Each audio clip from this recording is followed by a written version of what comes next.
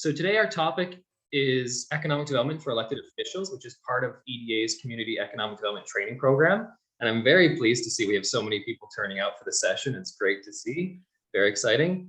There will be time for Q&A at the end, but if you do have any questions during the presentation, please feel free to just put them in the chat box, and Nancy will be monitoring that, and we can then ask the questions later on. So today you're going to be hearing from two incredible economic development experts, Kent Rupert and Natalie Gibson. Kent has been a leader in the field of economic development and community building for over 20 years, working with large and small communities and regional partnerships throughout Western Canada. Kent led the City of Airdrie Economic Development Team from 2004 to 2019, and with his team saw the community grow from 22,000 to 75,000 residents, and they saw an incredible increase in the commercial and industrial tax base. And Kent is currently working with the town of Okotoks Economic Development. Over the past 20 years, Kent has served as a member on IEDC as a Canadian representative. He's been the past president of EDA and Alberta board member of Economic Developers of Canada. In his home community, he's the past president of the local food bank as well. And Natalie Gibson is president of Innovisions and Associates, an award-winning international economic development firm based here in Alberta. Natalie is passionate about providing community leaders with tools, knowledge, and inspiration to help their entrepreneurs, ultimately their communities thrive and grow. As one of EDA's certified community economic development training program trainers, Natalie has taught and trained and motivated thousands of economic development professionals, elected officials, and community stakeholders. So now I'm going to turn the time over to Natalie and Kent. Perfect. Thank you so much for the introduction, Ben, and the invitation to present on economic development for elected officials. Next slide, Kent. Today we're going to give you a 30,000-foot view of the courses and some of the material that EDA provides. The Economic Developers of Alberta is a trade organization of about 400 members. What makes us powerful in terms of a resource to economic development practitioners and elected officials is we are also affiliated with the Economic Developers of Canada, as well as IEDC, which is the US International Economic Development Council. Next slide, Kent. Thank you.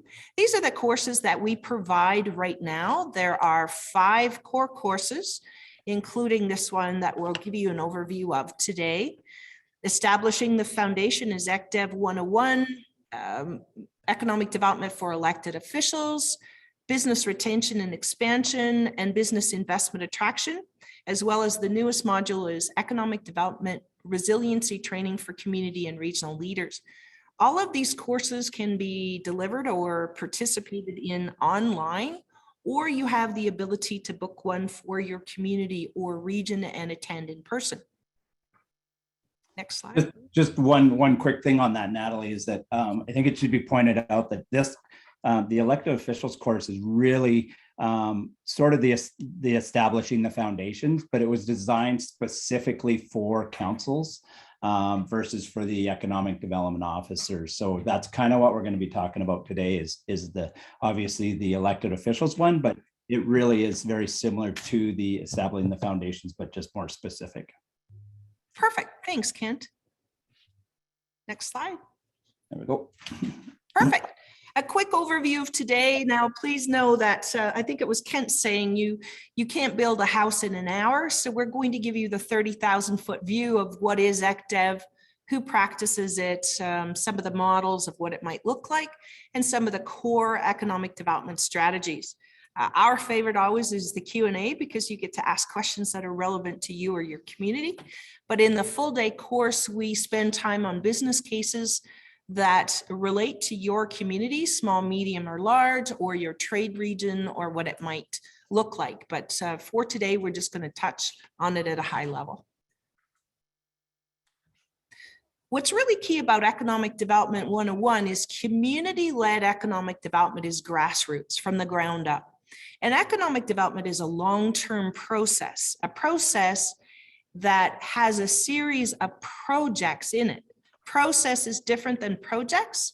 Projects have a start, a middle, and an end, and economic development ties those processes together. In our world, everything links to economic development. That helps with the diversification of your community, your economic engines, What's suitable growth for your community? How does that tie together in your economic, social, and political environment? What is balanced growth? If you take some of the communities in our province, they have double-digit growth, while others are experiencing an outflow of residents. So balanced growth or retaining residents is key. And in economic development, wealth means something different to everybody. Now this is, no, you're right. I'll hurry up. No, I'm not pushing you. You got one of us driving the bus and one. Okay. The core fundamentals of economic development, I compare it to a three-legged stool. And that three-legged stool is all of these things work together as one. On the left, we have economic development, which is business, your industry, your government, your infrastructure. These are your revenue centers most often. They are the individuals who employ residents within your community or within the region. On the right-hand side is social development. So your largest social development, which are also employers, I might add, is municipal, academic, schools, and hospitals.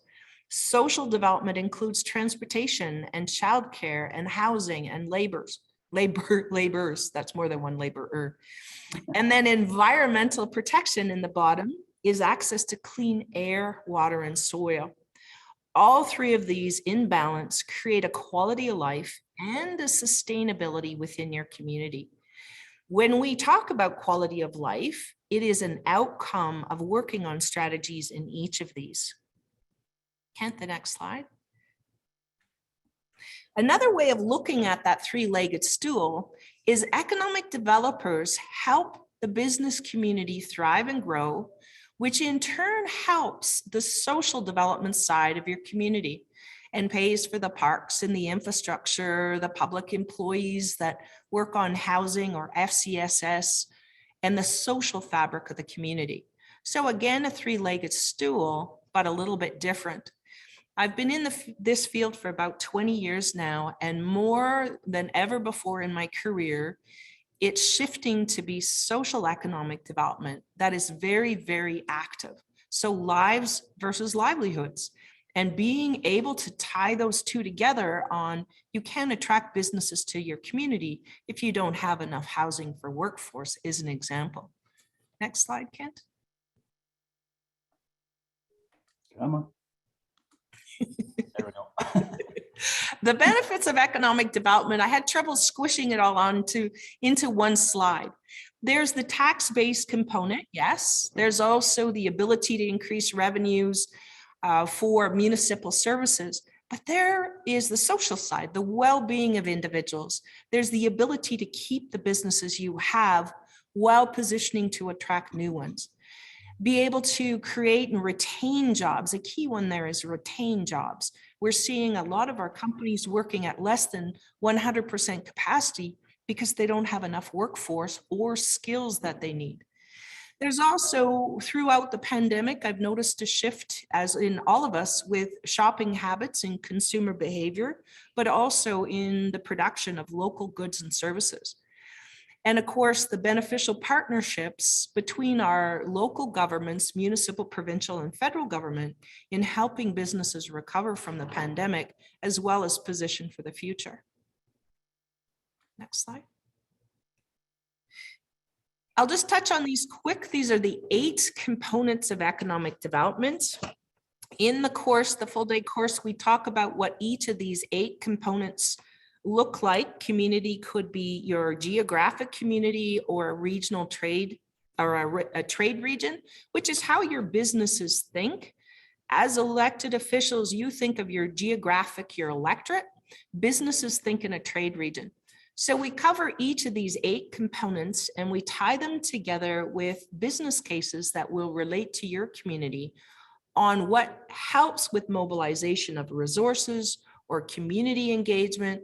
How do you leverage your financial management in the community? How do you leverage your community assets, your people, your infrastructure, your natural and built assets, and then how do you turn it into a marketable product or service that attracts residents or business?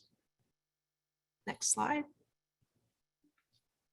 Now, Kent has spent years in both sides of government and economic development, so we'll talk more a little bit about the role of elected officials in economic development.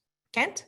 Yeah, good afternoon, everyone, and thank you for joining us today. I know you're all busy, so hopefully we'll be able to give you all the information you need about this course. So yeah, I get to really kind of talk about what is the elected officials' role really within economic development. And when you look at economic development, it needs and should be practiced within the objective of really facilitating and enabling the community to achieve its common goals. The most crucial factor for success in economic development is really good leadership. Certainly, leadership can come from a variety of resources. Local elected officials are often in the best position to really set the strategic vision to build adaptive and sustainable communities. So it's your role to sort of set the vision, and then dedicated and effective leaders can mobilize the community to plan or develop the foundation that helps business thrive and grow. So a community economic development initiative that Natalie was talking about may take many forms and involve many different types of tools involving project funding, pathfinding, advocacy, collaborative strategic planning, and research. In our context, the main difference between community economic development and conventional economic development is engagement of specific community groups, leaders, organizations, and/or residents. So we take more of a holistic approach versus back in the day when economic development was really chasing smokestacks and you went out and just tried to find whatever. So it's definitely a more strategic process, and that includes the entire community versus just one department out chasing things. So as elected officials, we need to make sure we have a known and shared vision. Council needs to be on the same page as the economic development team and vice versa. So really it's setting realistic visions and goals for a community based on, the assets and the realities. And that's really important because I think sometimes in economic development, we all look across the fence and look at other communities and saying, hey, they're doing that. Or they're doing that. And really, I always say that there's no one way to do economic development. It is all community based and really based on what you have in your community. You need to be informed at the local of the local opportunities and challenges facing businesses. So that's where councils can, you're out and about chatting with businesses and chatting with residents. And so, by sharing that information with your economic development officers is always great. And then in the meantime, the EDOs are actually out there meeting with businesses, doing business satisfaction surveys if necessary, doing business visits, and really getting an understanding of what your community is all about. So all of that is also collecting data. So a business visit isn't just going out and having a coffee and meeting with your businesses, which is important, but it's also making sure that you're collecting the data and documenting it somewhere as you move forward. I always tell the story that when I first started in economic development, I went out and met a business who had been in the community for about 20 years, and they wondered what they were doing wrong. Because the only time a municipality came out and saw them was because either bylaw or fire or that type of thing. So it's really important that economic development officers get out and visit the community as well as councils. Councils can also help us build consensus for the vision and goals as we move forward. Really, you're the conduit between the economic development staff function and the stakeholders within the community.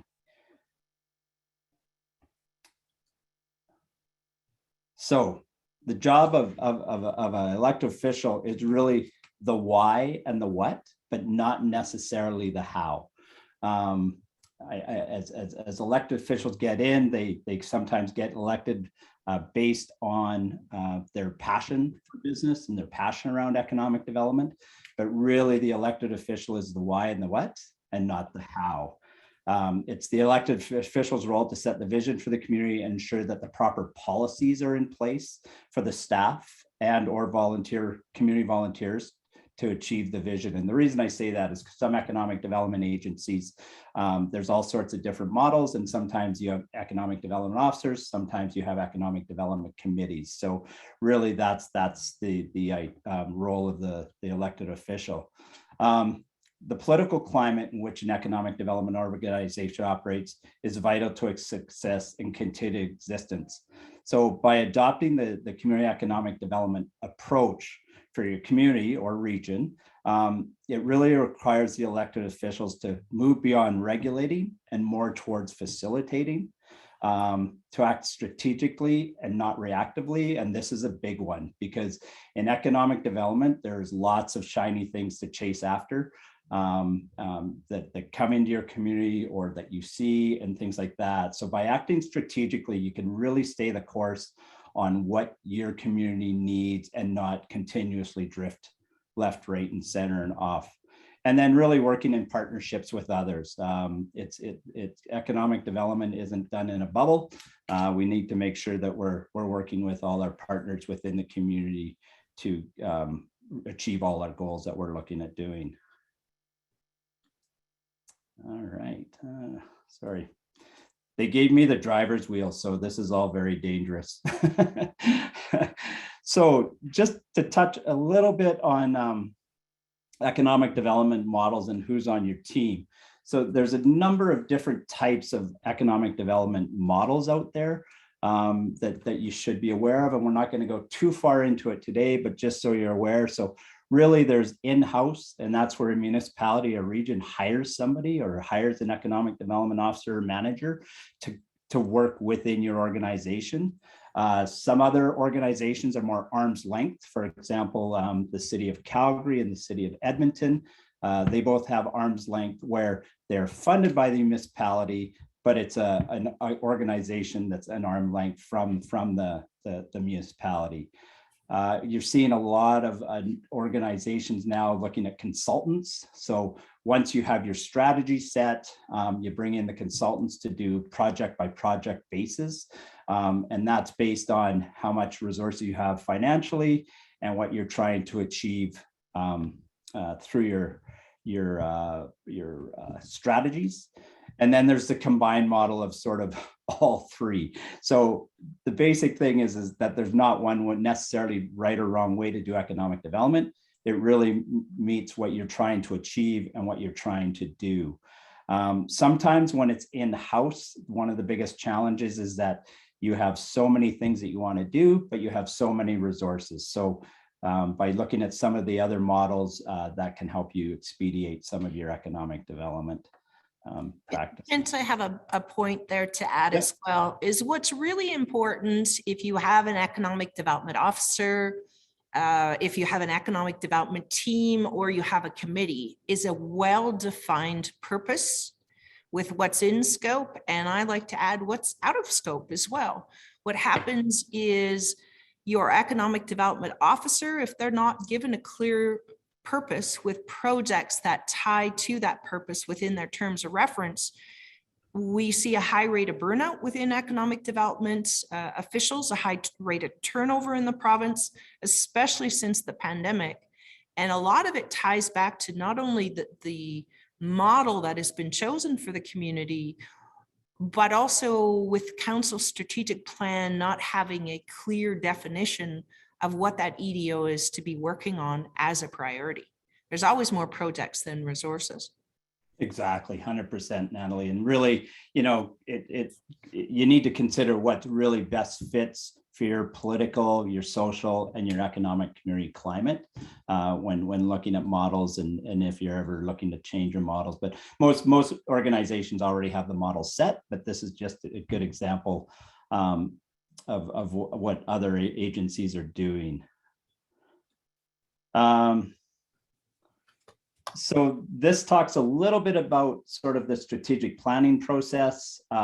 You probably have taken this if you're a new council member or even existing council member through AUMA. And really, you know, council sets the priorities based on the community inputs that they receive. They really set the vision, and then the budget aligns with the priorities. Then what happens is each department or the economic development department builds the business plans coordination between the department on strategic goals and operation plans and tactics.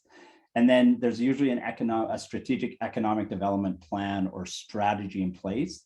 Those are then rolled up into the CEO provides direction for the department and draft budgets and budget information. And it's sort of a circular thing. So you set the priorities, and this gets back to you set the vision and not necessarily the how, and you leave it up to the EDOs to go out and do the how part.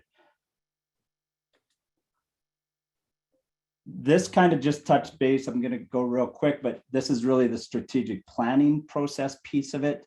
And really the strategy, the steps 1, 2, and 3 are what council is responsible for. So setting the vision, the mission, and the goals.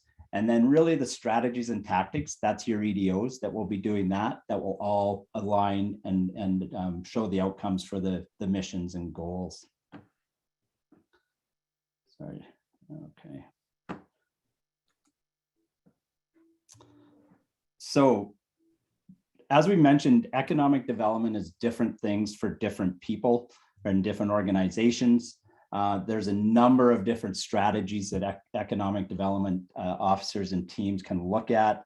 And this is where Natalie talked a little bit about there's way more projects than there usually is resources in economic development. And this is why you have to be really strategic when you're moving things forward, because as you can see, you have business retention, you have business investment expansion, workforce, tourist attraction, entrepreneur development. A lot of communities over the last probably 15 years have been looking at broadband strategies.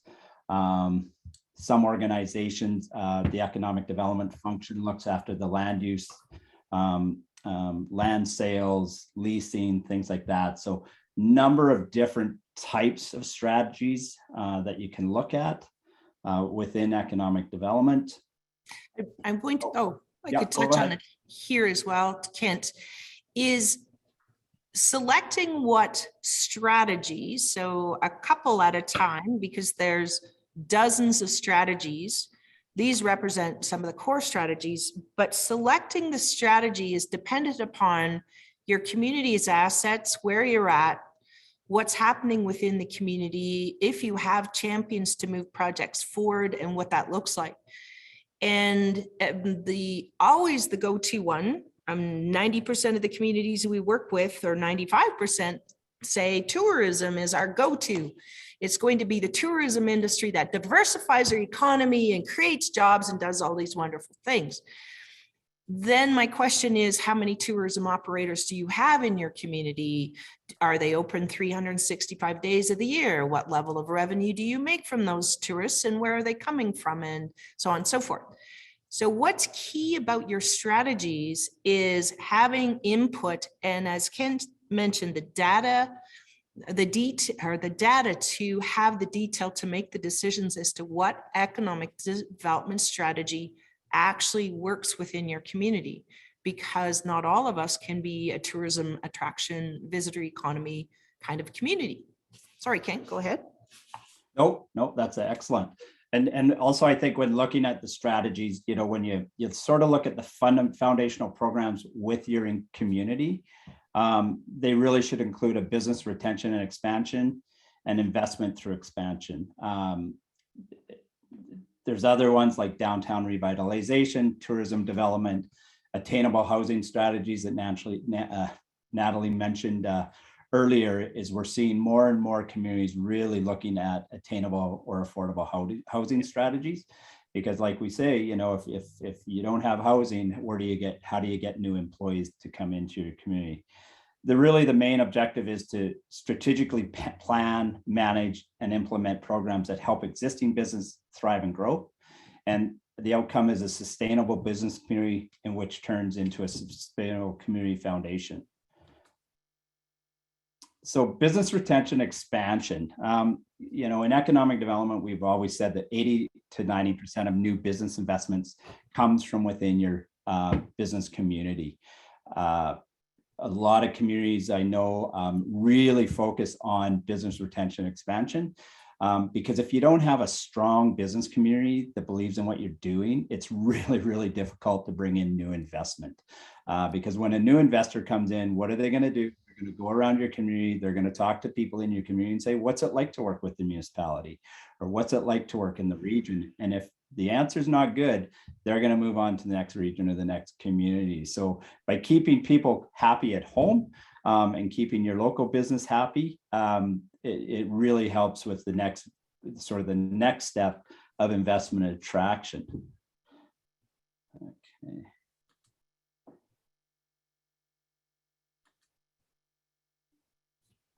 All right, at this point, I'm going to turn it back to Natalie. Awesome, thanks.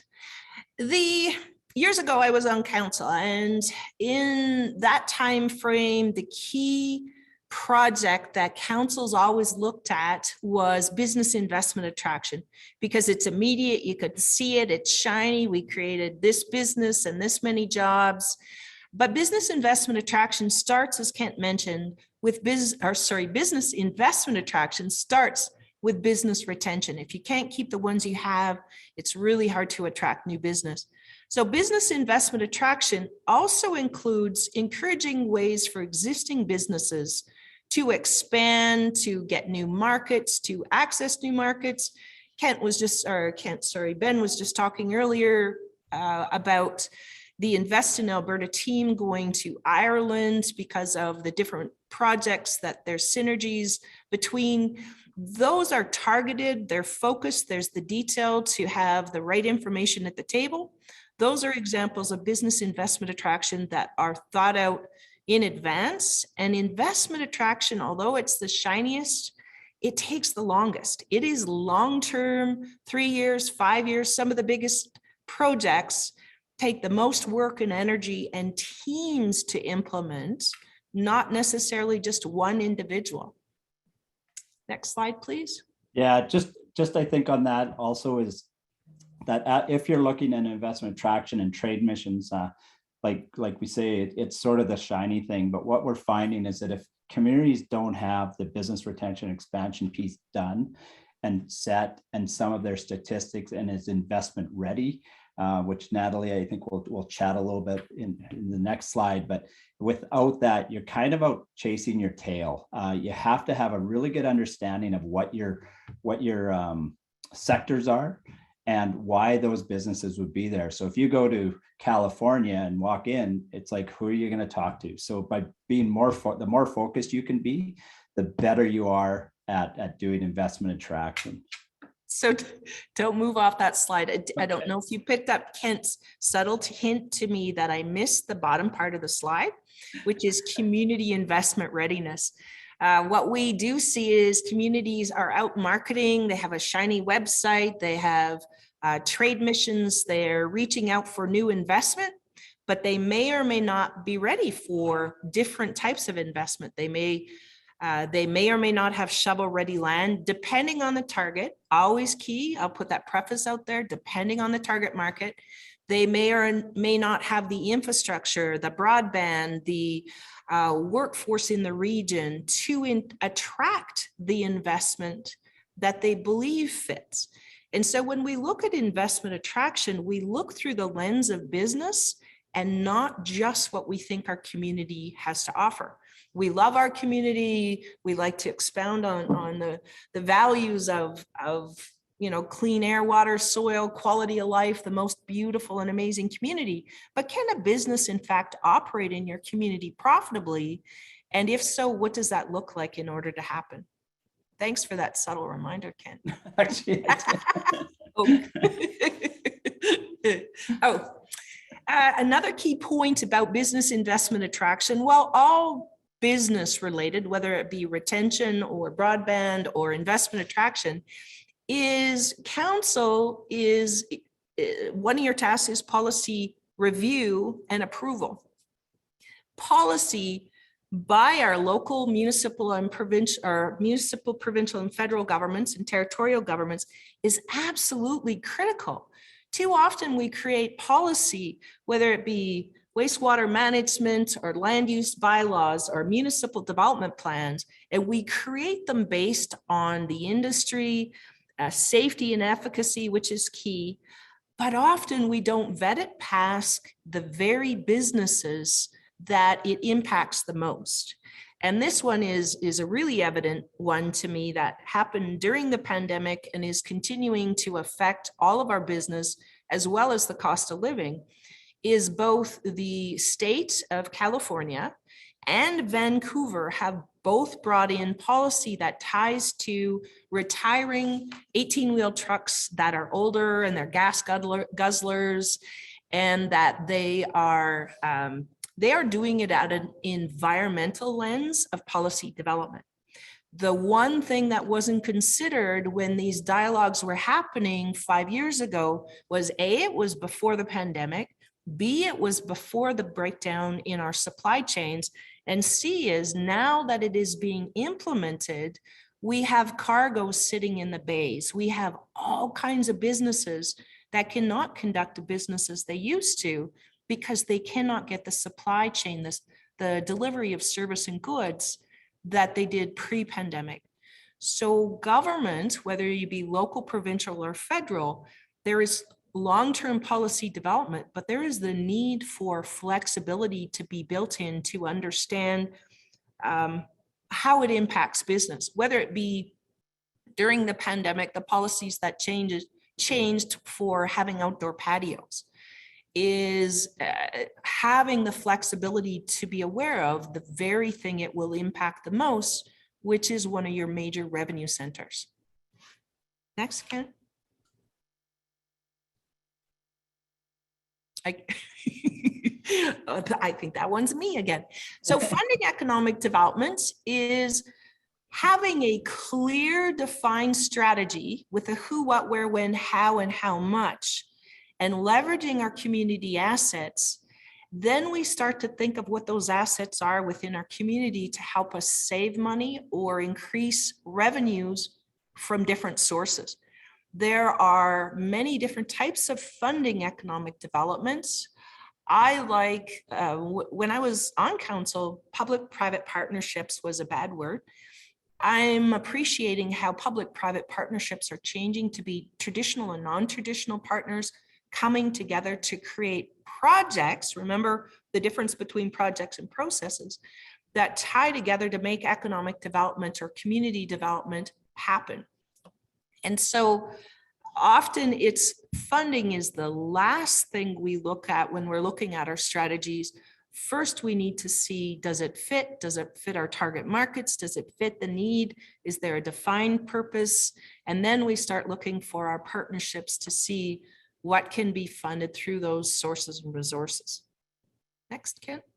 Just on that, and I think one of the biggest things is when you look at partnerships, it's really trying to figure out what lanes everybody should be in. And you know, in communities, you usually have Chamber of Commerce, you'll have Community Futures, you'll have a number of different organizations, and it's all really everybody. I always say everybody has the same customer. At the end of the day, it's the business community. And so the stronger those three agencies, or you might have tourism organizations and things like that, the stronger they can all work together, the better. I think sometimes municipalities are either looked as taking over and doing the lead, or they're looked at as being just the funders. And as we know in municipal government, there's only so much money to go around. So by creating partnerships within the community, not only can you increase maybe some of the capital and the financial side to help you do projects, but it's also having more people at the table. And it gets back to what we talked at the very beginning, really helping everybody in the same vision and mission of moving economic development forward within your community. That brings me to another point. Partnerships. We all talk about partnerships and we look at partnerships as a win-win sometimes. And in partnerships, there are times where the partnership, in order to start, and I'll talk about the social development side on a housing project, sometimes there is not a revenue basis that will be gained from it. There is a social rate of return. And being able to tie that to council's vision, mission, values, then helps you build those strategies around partnerships.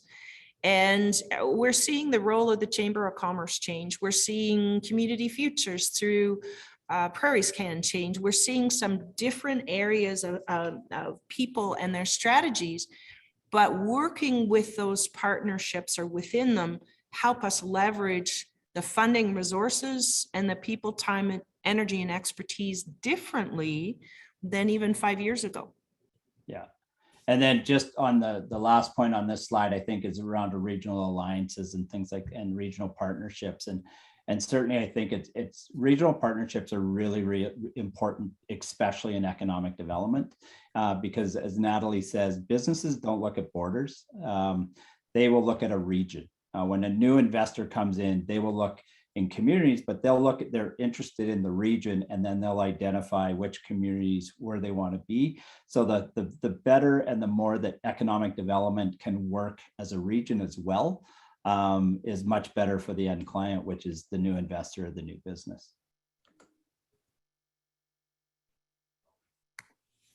So quick Coles note, EDA is a trade organization, I'm proud to say, through the guidance and leadership of our board and Leanne Hackman-Carty. Economic Developers of Alberta has one of the leading tools and resources available to its membership, elected officials, and the partnerships with what I mentioned earlier, the EDAC and IEDC, which for those who are allergic to acronyms, it's our equivalent trade organizations on a national and international level. If you're looking for more information about doing these courses in person, the online or the in-person courses, it's on EDA's website. It gives you a breakdown of not only the courses, how to link into them. They're also worth credits for the Economic Developers designation, the ECD designation through the University of Waterloo, as well as credits towards the management certificate through the University of Calgary. So if you're looking at booking a course or would like to talk to one of our fine team, Janice Grant is the one who takes the bookings for the courses.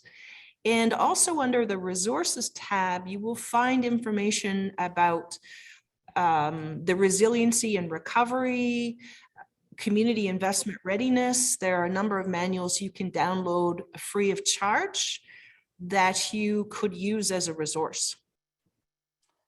Yeah, and I think today we've thrown a lot of information at everybody, and even when we do the course, we always say it's kind of like drinking through a fire hose. So today was a garden hose for everybody. But yeah, it's there's lots of information, and like I said, it's every community is so different. So I think when we come into the communities and we teach these courses, we try to be very specific to your organization and things like that, understanding at what level you're at, what resources you have, and that type of thing. And so, and the biggest thing is trying not to burn out the EDOs and making sure that what you're trying to achieve is based on what the resources you have is at the end of the day. Ooh, that's a good one. Burnout or drive, the EDO sometimes are metrics that we're asking the economic development officers or organizations to track. In old school ECDEV, before community economic development, it was job creation and number of businesses attracted. But now the metrics are changing, is how many businesses did they help not migrate out of the community, or to increase capacity, or to how many new partnerships were formed to deliver a product or service. So the metrics are starting to change. That brings us to the Q&A session. I always believe that there are two things that motivate change, especially political change. It's inspiration or desperation. You can plan for things to happen or you can wait for them to happen. So with economic development, the more you can pre-plan with the proper ability to execute, it's key. So I'll turn it back to Ben. Yeah, I think I'll kind of turn it over to Nancy to ask some of the questions that were in the chat. But if anyone has any more questions, you can type them in the chat or raise your hand, use the raise hand button and if we have time for that. So turn it over to Nancy. All right, well, we have a few coming in now.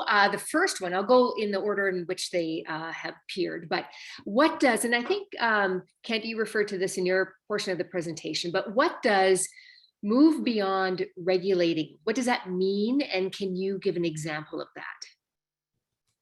Ooh, move beyond regulating. To facilitating, I think it was, Kent. Right. I think the biggest thing is with the councils, and every council's so different because, you know, some organizations, council only talks to the town manager or city manager, and then the information goes down. And economic development's challenging because council members are hearing things out in the public and they're bringing it back, and how does that information get to the EDO? So I do think there has to be open lines of communications between the two. I'm not sure. I think Ms. Joe CC asked that, and I'm not sure if I totally answered that for you. Well, but Kent, if I can jump in, Kent, thanks everybody. Oh, Joe there he Ceci. is. Yep. Yeah, MLA for Calgary, Buffalo, and opposition critic for municipal affairs. I think when it was in regards to the roles of elected officials, and to a certain degree, I thought that, you know, elected officials would be part of the deciding what regulations need to be put in place. They wouldn't actually do the work, but the bigger vision of I guess sharing the bigger vision for the community would be they would have a role in in establishing how to regulate actions or businesses, but they wouldn't do the work. I think it was just what's it mean to move beyond it. I see a role for them in that, I guess. Yeah, and I think that's really where we're looking at, whether it's the planning policies and things like that's where council really sets a strategic vision, is around looking straight across. So, you know, if you're looking at, if you don't have policies around, let's say, heavy industrial, if you don't have land zoning, why would you go out and chase heavy industrial? If you're trying to go out and find technology companies and you don't have fiber in your community, then, you know, what kind of policies are you going to set in place that you can try to get more fiber in your communities, or whatever resources you need within your communities? Natalie, do you want to jump in on that? Fair enough. Yeah, and I think it's key, and it ties a bit to that policy piece I mentioned as well, is if you establish as an elected official, and a policy, a component of that is the policy purpose as to what it will achieve. And we know we need municipal development plans and land use bylaws. If the goal and the values of the council is a pro-business approach, or known as a business-friendly community, or flexible regulatory requirements for new business development, then the staff takes and develops the policy and facilitates the growth or the opportunity for new business investment.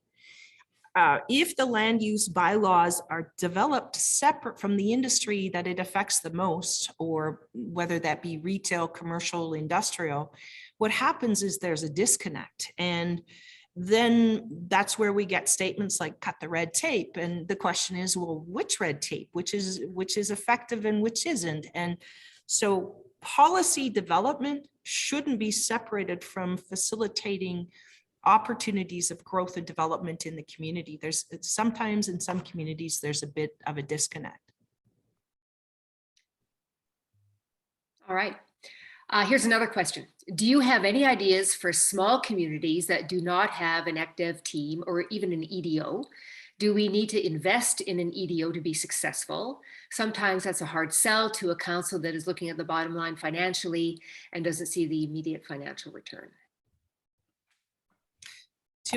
Maybe I'll take a stab at it to start with. And my big answer would be, it depends. It depends what resources you have in your region. Do you have a regional economic development alliance? If so, what topics or what strategies are they pursuing? Is it what your community needs? I've noticed a high number of economic development officers of turnover in the last, especially 6 months, a really high turnover. And quite often it is because that defined purpose of what do you want them to achieve? What, during the pandemic, you didn't get new businesses and new job creation? What does that look like? So for a small community that doesn't have an EDO, look at your external resources first of how you can partner. And this is different for every community because it's never one size fit all. And then if you're looking at hiring an EDO, then reach out to other communities as to what model fits you, what budget looks like, and key is what are you looking for them to fulfill? One person alone is not economic development. The broader scope of that diagram that we had, the Venn diagram, that is actually the other types of businesses, products, services, people that tie to what economic development is. And economic development is a team activity. So to answer your question is do the research or reach out to the economic developers of Alberta, of Canada, of the US, and look at the material on why hire an EDO? What does that look like? The ALIS, I don't know what that stands for with the province. It's a job description of what people do and about how much it costs. I remember Kent and I worked on defining what an EDO was about 5 years ago, and we had 15 pages of notes of what we do because it seems like our portfolios keep growing and growing and growing. And you've got to narrow it down.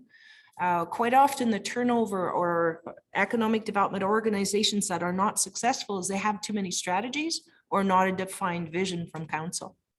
That's a really long answer for a really broad topic. And I think the other thing is if you're looking at getting a new EDO, the economic development function in a new community, or it can be the dumping ground for a lot of things. And I think that's a big caution, because really you look at what economic development is, and economic development is so many different things to so many different people. And really that's what this course is to help, is kind of narrow it down. And by maybe the first thing you need to do is really sit down and say, what is economic development in your community? And why don't you have an EDO? And what are you trying to accomplish? Can council do that? Or can a volunteer organization do that? And then go from there. Yeah. All right, next question. A newly elected official would like to know, what courses do you recommend as a starting point? This one. Economic development for elected officials. My favorite personally is in person. Maybe it's because I'm zoomed out in the last 3 years. I don't know. I like the in-person courses because the dialogue between the practitioners sharing their stories, some of the group work, we're able to narrow down the business cases based on who's in the room, ask me your question, or if there's things that Kent and I do this for a living, so we live, work, breathe this. And I'll never forget one course we did where at the end of the full day course, the individual said, all we're interested in doing is attracting a Chinese food restaurant. And so I was like, ooh, big miss on my part. But what's key about the in-person courses is the level of learning you have from other practitioners and learning how many tools and resources there are. In addition to the course, both online and in person, is you get the 100-page manual that has references within the back of the manual of links of, if you want more information, here's where you go for that information. And there's a variety of projects. We've partnered with Alberta urban municipalities and RMA. I'm thinking of the new acronyms, don't roll off my tongue yet, FCM. And those are all organizations we reach out to and support through the role of economic development as well in the training material. Yeah, and I think the other value on the sort of the other end of this course is that it really gives councils an understanding of what the economic development function is and how can you work better hand in hand versus, council saying go this direction and the EDO is going this direction. It just really helps everybody work and walk down the same road in the same path, which will make you more successful in the long run. The defined, your point there made me think of another thing. One of the challenges, worst is not the right, one of the challenges staff have, and your finance people within your councils and provincial and federal government, is right after an elected official attends a course and they come home with these bright, shiny ideas of things that they've heard. And the thing is if there's not a plan to execute or people, then there's more projects thrown into an already existing strategy. And right after our elections, we have, councils set their next 4 to 5 year of strategies, and then they go to a conference or a session and come back and go, woohoo, we're going to adjust the budget to include these because Claire Sem down the road is doing this and we love the idea. Please don't do that. Strategies take time to build and work on, and economic development is a long race, a long run race. It's a marathon, not a sprint. Oh, there we go. I was trying to think of what it was and I couldn't remember. And who should be taking these courses? Are they the newly elected officials, or should everybody on council be taking the course? Go ahead, Ken. Sorry. I was going to say, I think it's always valuable for any new council that gets together, whether it's existing and new, because then everybody's getting the same information. And I don't want to say, oh, you have to take this every 4 years, but type of thing, but it never hurts. The information is always changing. Economic development is always changing. I look at when we got into it 25 years ago, it has changed so much, and it's became more strategic and more strategic and more strategic. And so I would say this course is good for anybody that really wants to get a good grasp of what economic development is today. Yeah. That's a really good point, Kent, is some of the foundational components I think are key to whenever councils are doing any kind of strategy or elected officials, is that three-legged stool that includes social development, environmental protection with quality of life as an outcome. Through the pandemic, it moved things faster than ever before. So we're seeing more foreign direct investment come into the country than we've seen in 15 to 20 years in some categories. We're seeing changes in social development, as I mentioned, in workforce, in housing, in transportation. These are all key factors. So each week, I'm learning new things that apply to economic development, that apply to our GDP as a province and as a country. And so the more we can help update you as to those changes and what is changing, even in our world in the last 3 to 6 months, I think it's key that council stays up to date with those changes, because when I was on council, it was you never get into things like housing or childcare or transportation, but do you now? Absolutely. The mayor of Claresholm is looking for a bit of a recommendation. And before I explain what that is, does the course, when you go into the communities, do you help specific communities? You talked about a bit of a bespoke course for communities. Do you help them figure out strategies and give recommendations? Ooh. I want to say out loud, because I know that the Economic Developers of Alberta is online right now. I want to say no. We try to customize the content to give you direction. But when I say give you direction, it's not a strategic planning session. It's like a basket with eggs, and each of the eggs has a component of knowledge, because each of your communities is different. And often there's a mixture of communities in the room.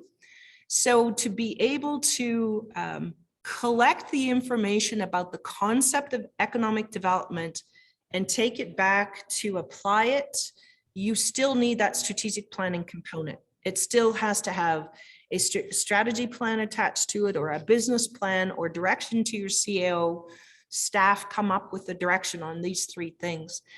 So we're only with you for, roughly 6 to 7 hours in the day. Or if it's discussion board, online students love the discussion board part of the courses. There seems to be more individual context put in there, but it's 100 pages of material. And this is because the elected officials told us they couldn't give up 2 days, or didn't want to, or it was too busy, is the better word. So we condensed it into 1 day, and there's an awful lot of material to cover in order to do individual community coaching. That's not within the realm of the course. Yeah, and I think just the other thing is we respect that councils and mayors have to look after the whole community. Economic development is just one piece of it.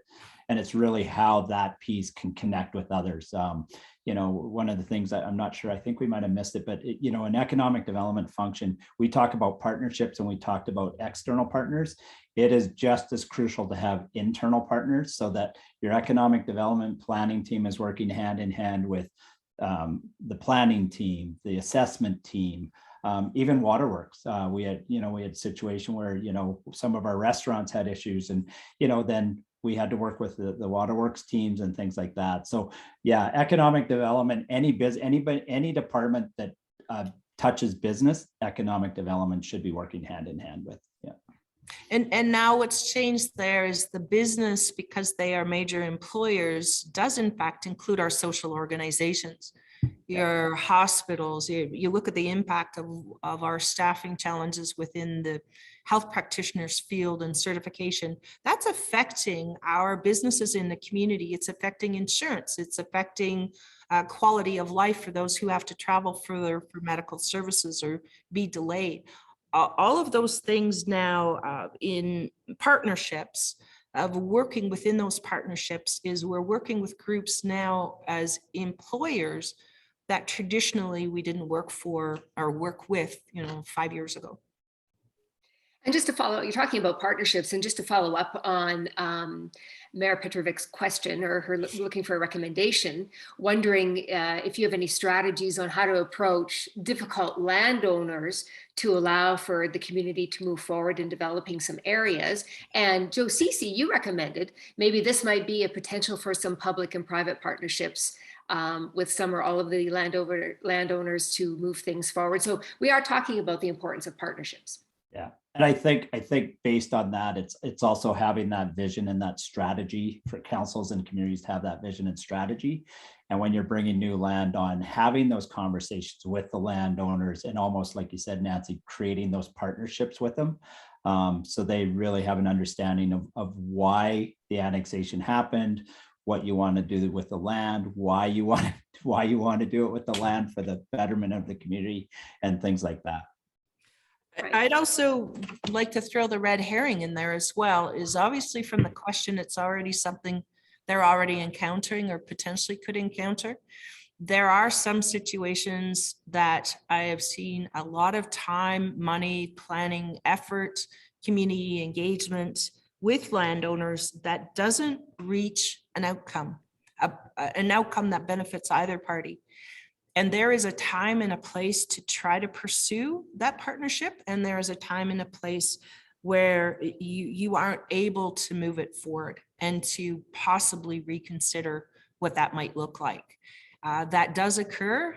And I'm sad to say it, but it does occur. So how much time and energy do you put in it? How far do you let staff go down that hole to try and move that landowner forward? Sometimes it just does not work. All right. Well, we'll be respectful, I guess, of people's time.